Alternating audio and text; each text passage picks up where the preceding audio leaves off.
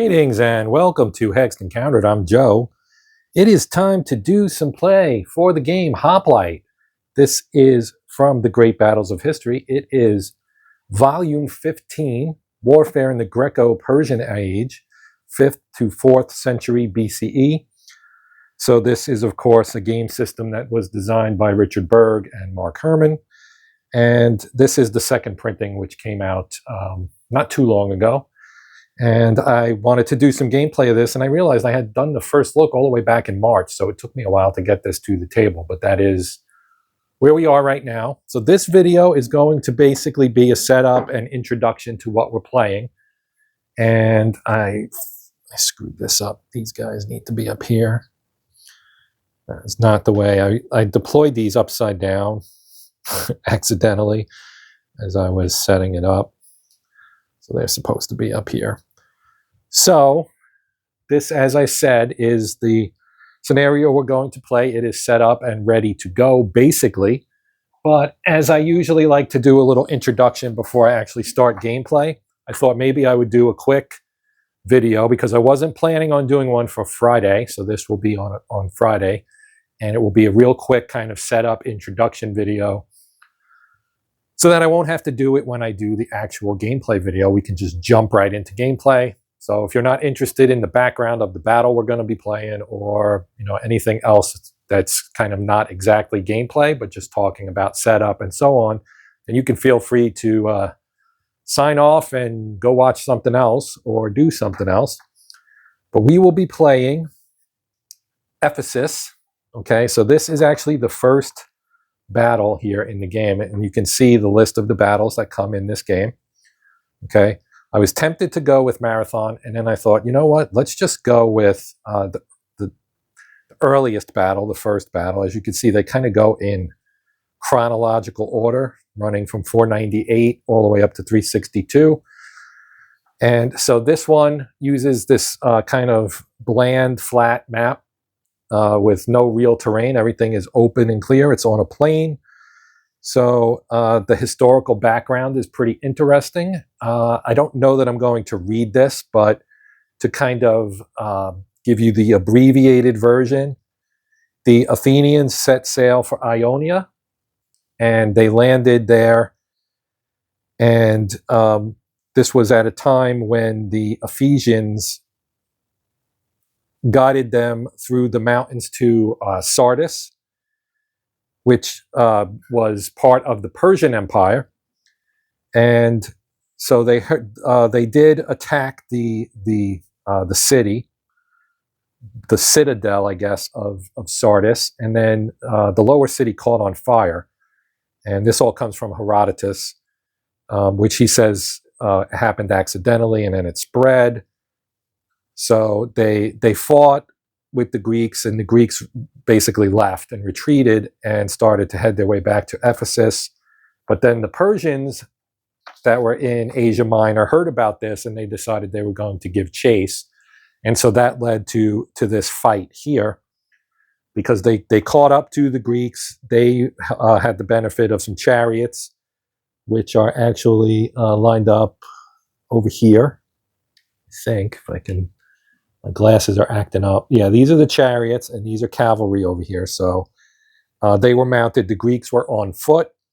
So they caught up to them, and they gave battle. And the odds are stacked highly in the favor of the Persians in this fight. But it's a good introduction, in my opinion.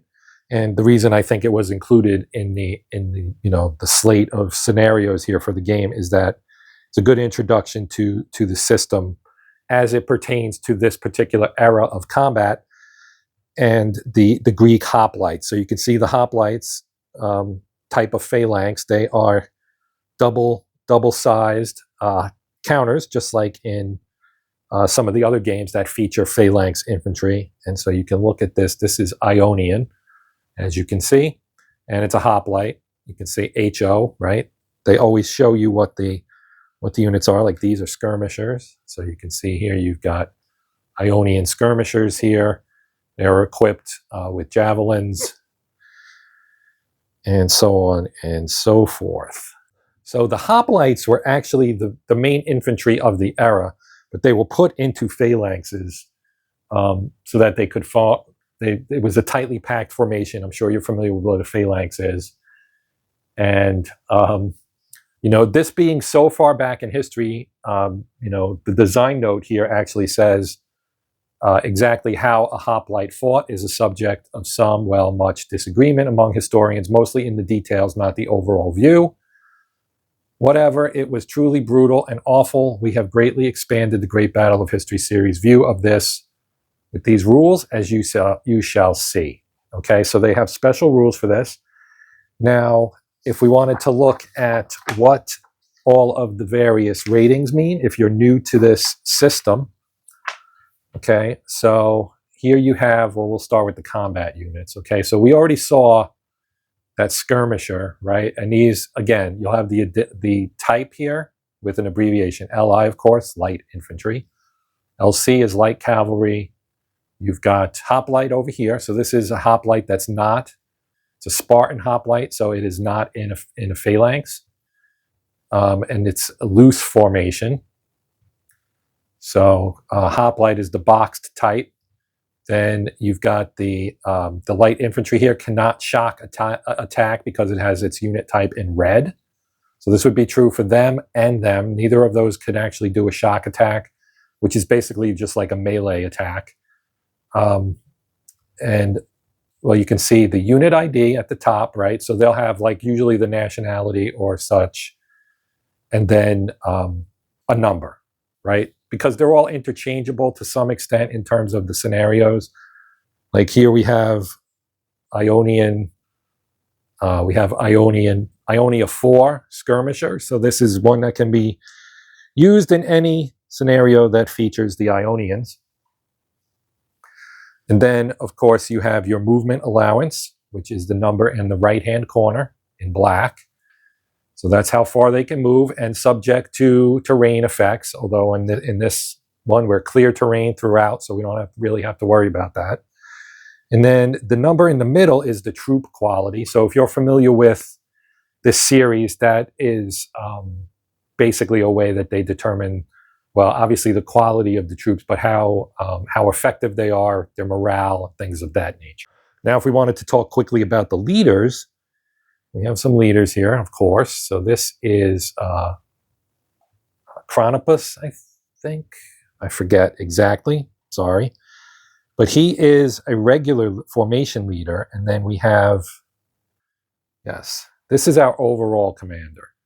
You can see he's got multiple stars there, right? So that's his rank. And you can see he's a hoplite. And he's got more numbers on him than the combat units do.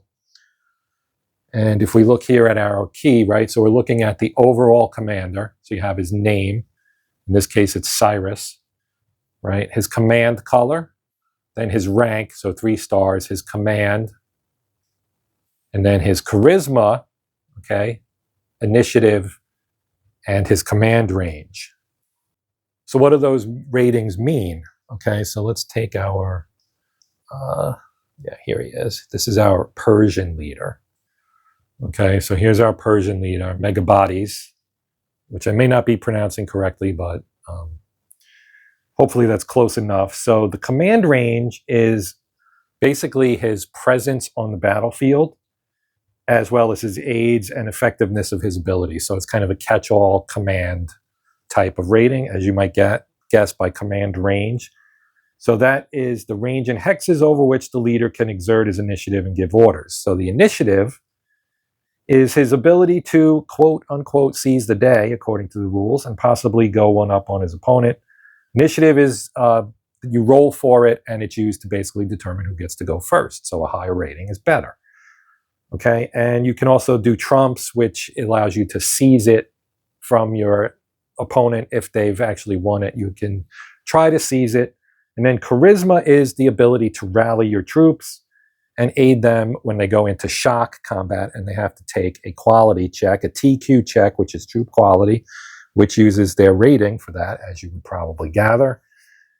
And the leader can give them a bit of a leg up with a bonus on that. Okay, so the game progresses in turns. All right, and I'll bring this turn card in just so you can kind of see it. So you do have a game turn marker, but you don't really keep track of the turns in terms of the game ends after a certain number of turns. The game ends based on route points. And you have route points and route point markers ranging from 1 to 10, and then you've got the 10s up to 100, and then you've got hundreds up to 200. And at the start of every scenario, you will be told what the route point victory conditions are for your battle. And in this case, if we look at the scenario book here, if I can get the right page, here in the victory section, you can see the Ionian and Greek ally, they have 11 units, 82 route points. If they hit a 35 route ratio, they would lose. So the Greek allied army withdraws when units with route points totaling at least 30 have been eliminated. The Persian army withdraws when units with route points totaling at least 30 have been eliminated. And you can see the math here in their average troop quality, which is fairly even, slightly favoring the Persians. They also include in the rules the simple Great Battles of History version. I'm going to play the full-fledged version here. So we'll go with the full boat, all the rules. It's really not that bad once you understand the system. So that we will do. And then the other thing I wanted to talk about was just the initial deployments, right? So Aristogoras here, he is our overall commander, and he has the OC next to his name. And he is right here. Okay, he is with the Hoplites. Then you have Eualcides. He is one of the other commanders. And Cariponus is the other one. So I was close with his name, I think, if I remember correctly. So he's with the Ionian skirmishers. And then Eualcides is basically, he is over here. So they're commanding basically the wings of the army. So he's on the left, and Aristogoras is on the right. Okay, and then these are the units that they have. They have the Athenian hoplites 5 and 6, the Ionians 1 and 2, and then some from Aeolia, Eretria, and Korea. And then on the Persian side, their overall commander is Megabades, as I said. And they have Dorius and Datis as well. Okay, and then they have 4 different types of units. They've got light infantry, and you can see where they're from, right? Different parts of the Persian Empire. And then they have the 2 cavalry units. They have Median heavy cavalry and Persian light cavalry archers. They have Sardis skirmishers and Persian chariots. And they are laid out like this. So here is our overall commander, Megabades. He's over here. Then Darius is back here, and Datis is over here. So Datis is with the chariots. Megabades is with the cavalry, and Darius in the back, he is with the light infantry. And then we have our skirmishers in the middle here, and the 2 heavy cavalry units are right there behind the light cavalry. Okay, so that is our initial deployment, and that is our setup for this scenario. So I wanted to get that out, like I said, get that out of the way. You also have these kind of activation markers. Okay, so this would be the Ionia skirmishers, and they all have the AM on the back. So the Greek forces have 2. They have that one, and they have this one for their hoplites, as you can see. Both sides each have a momentum counter, and we'll talk about how that comes into play when we play. On the Persian side, they've got a little bit more than, because they have several different types of units here. So they have their cavalry, they have their skirmishers, they have their chariots, and they have their light infantry. And then, of course, they also have their own momentum counter as well. And there are various markers and things for things like shock, that you have to shock. You must check your troop quality, missile low and missile out for units that either shoot arrows or throw javelins and things of that nature. And then routed and engaged, and all kinds of markers, and markers for losses as well. So we'll get into all of that when we do gameplay, which will be coming up in a couple days.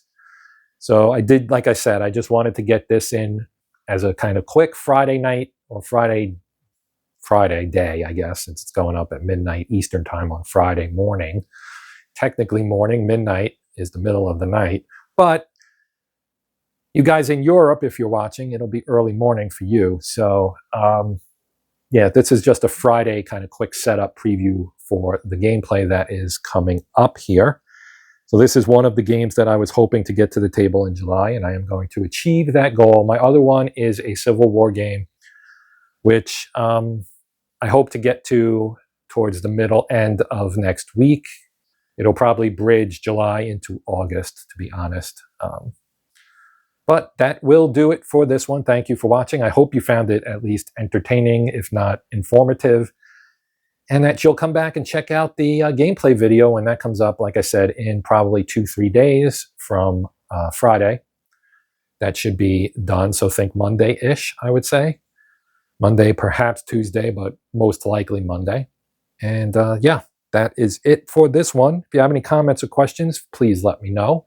Post them in the comment section. I'll do my best to get back to you as soon as possible. But otherwise, I am going to wrap this up and say goodbye for now. I'm Joe. This is Hexed Encountered. And until next time, as always, happy gaming.